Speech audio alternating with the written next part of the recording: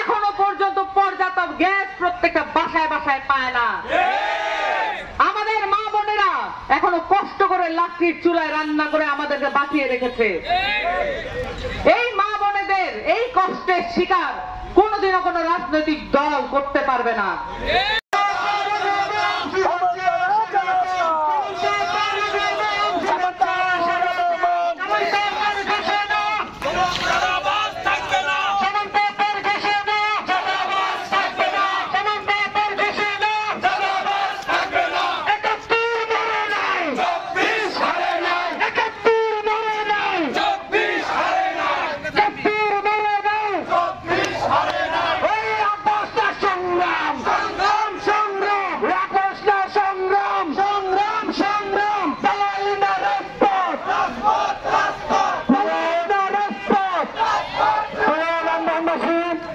আপনারা জানেন এনসিপি ভোলার কৃতি সন্তান বাংলাদেশ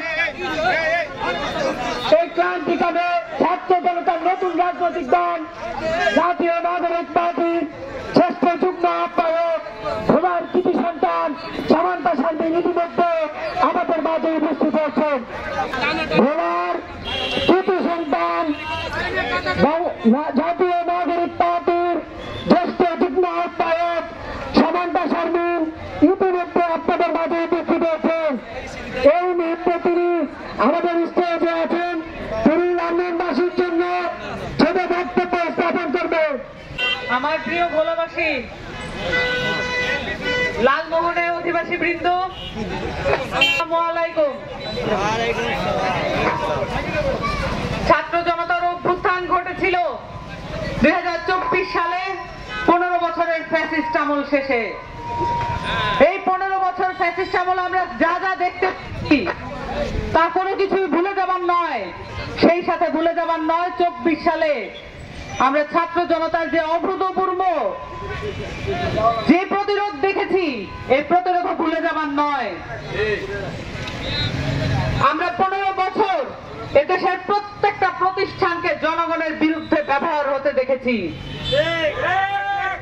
বাংলাদেশের পুলিশ বাহিনী জনগণের পক্ষে ছিল না। বাংলাদেশের যতগুলো সাংবিধানিক প্রতিষ্ঠান আছে, দুর্নীতি দমন কমিশন থেকে নির্বাচন কমিশন, প্রত্যেকটি কমিশন বাংলাদেশের মানুষের সাথে প্রতারণা করেছে।